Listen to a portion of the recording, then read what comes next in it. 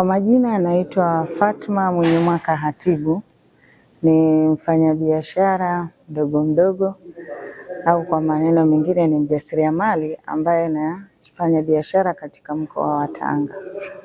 Leo tumekusanyika hapa kwa ajili ya kupata mafunzo kuhusiana na mfumo mpya wa kodi unaoitwa IDRAS, ambao huu ni mfumo ulioletwa kwa ajili ya kuweza kusaidia wafanyabiashara. Na kwa mafunzo ambayo tuliyoyapata leo hii, tumeona kwamba mfumo huu ni mzuri, utasaidia sana wafanyabiashara kupunguza muda, lakini vile vile pia kuweza kupunguza ule msongamano katika ofisi za TRA, na itamwezesha mfanyabiashara kuweza kutuma taarifa zake mbalimbali zinazohusiana na masuala ya kodi akiwa yupo nyumbani.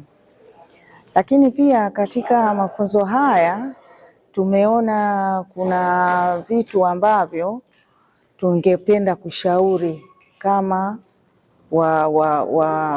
watu ambao tuliopata mafunzo.